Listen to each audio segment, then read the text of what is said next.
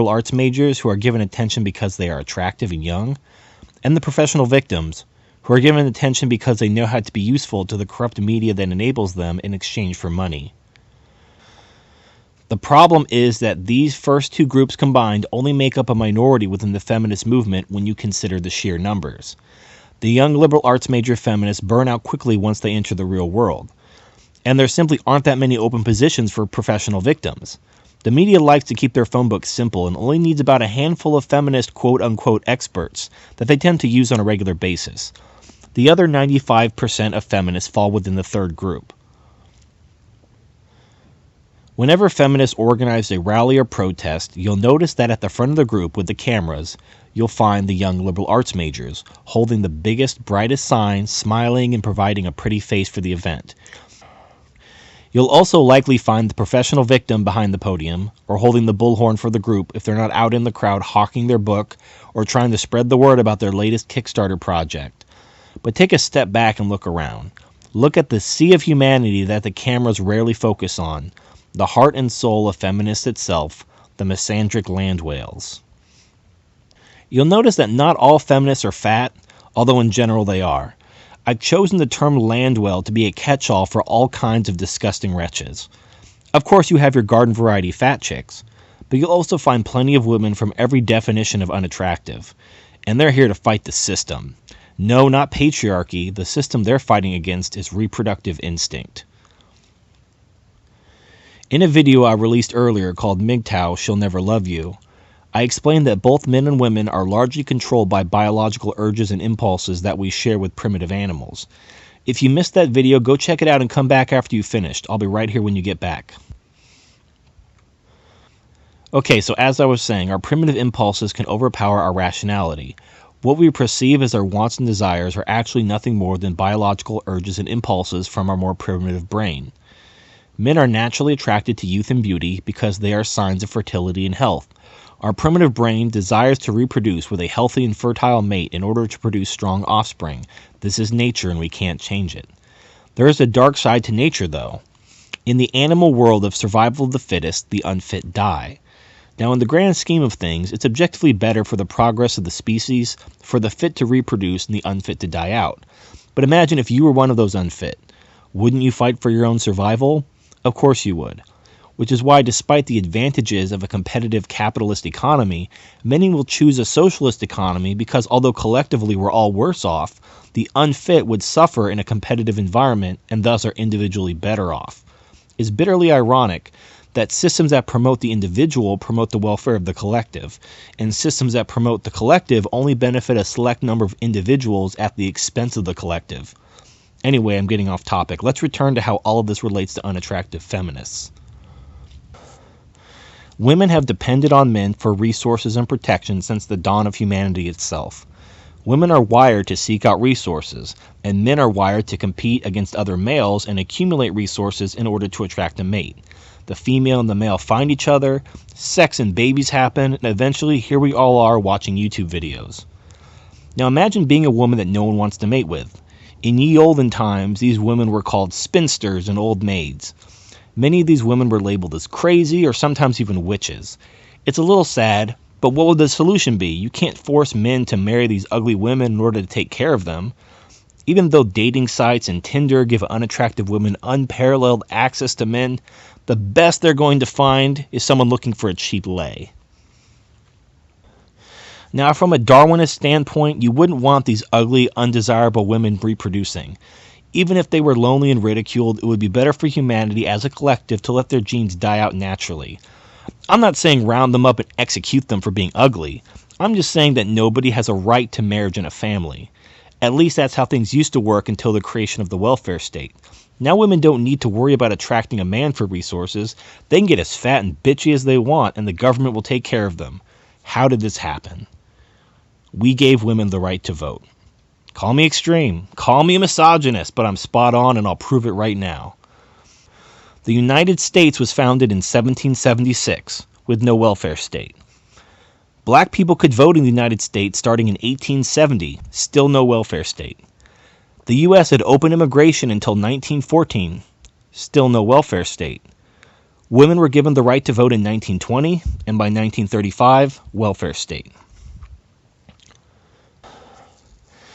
Now, I know that correlation doesn't always equal causation, so let's look at a few other countries and see if this theory holds up.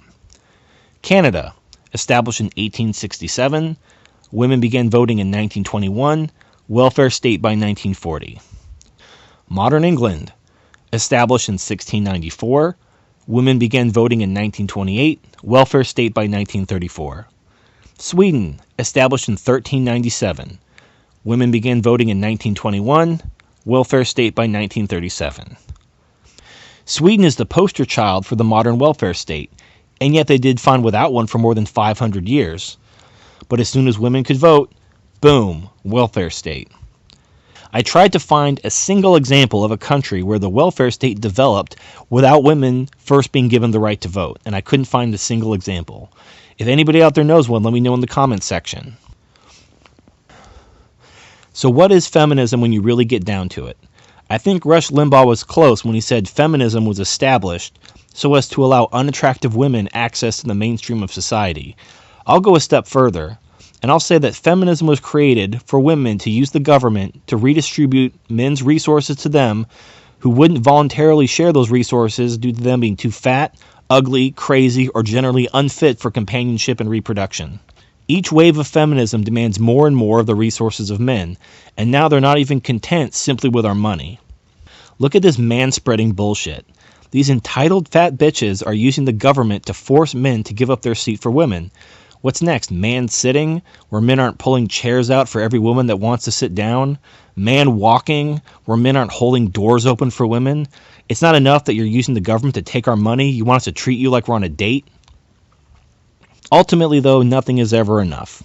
Even after the government gives them our money through welfare redistribution, and even after men are forced to be polite to them out of fear of being charged with a crime, they ultimately face the same fate as the spinsters and old maids 100 years ago. Nobody's going to love them, nobody's going to marry them, nobody's going to reproduce with them, at least voluntarily. Quick note, guys. Never believe a woman who says she's on birth control, and never throw your used condoms in the trash where she can dig them out and sperm jack you after you leave.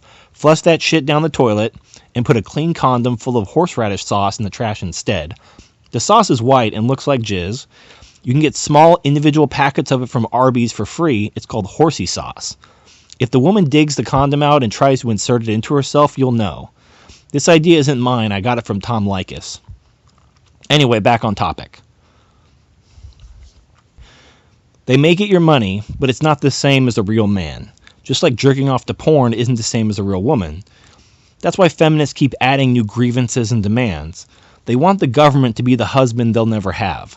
But the government can never be what they truly want, which is why they hate men. It's a hatred born of envy. This is why when attractive women get naked and men like it, it's objectification. But when ugly feminists run around with their National Geographic boobs swaying in the breeze in front of children, it's empowerment. Now, why bother engaging with these feminists? They aren't interested in an honest debate, and unlike the professional victim that avoids debate out of fear of exposure, the misandric Landwhale does it as a survival mechanism. They need to believe they are victims in order to justify their parasitic lifestyle. Evil people never want to think of themselves as evil. They always find some way to justify themselves or shift the blame to someone else so they can sleep at night. These feminists are no different. They must fabricate a reality where nothing is their fault because the truth is too painful to face, especially since these women have already proved incapable of dealing with the pain of regular basic exercise. They aren't interested in facts or rational argument. Feminism is a religion to them. And if you've noticed the fervor people can have when defending a religion, imagine how much more committed they are when their religion is also the source of their income and survival. So how do you deal with them? When confronting a misandric Landwhale, always bring a camera and some backup. The Landwhale is the kind of feminist most likely to become violent, especially if you smell like food. And if you fight back, watch out for the swarm of white knights that will swoop in to beat your ass for daring to defend yourself.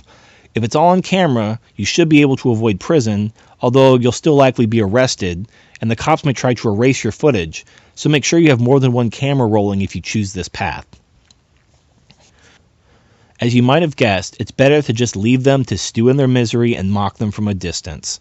I would have pity for them, but they're taking my money and destroying civilization.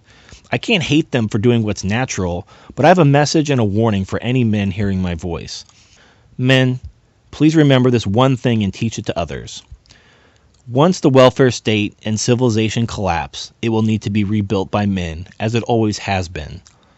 When you rebuild civilization, you must never let women vote again. I'm not saying women should be enslaved or mistreated. Women should be equal before the law and have all the rights of life, liberty, and property. They just should never be able to vote. It sounds harsh, but we don't let children vote because they're not responsible. But women aren't responsible either, according to feminism.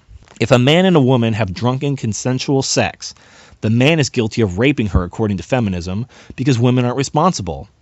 Female teachers can rape boys as young as 10, and feminists claim that the female teachers are the victims, because according to feminism, a woman is less responsible than a 10-year-old boy. If we wouldn't let 10-year-old boys vote, by their own standards, women shouldn't be allowed to vote either.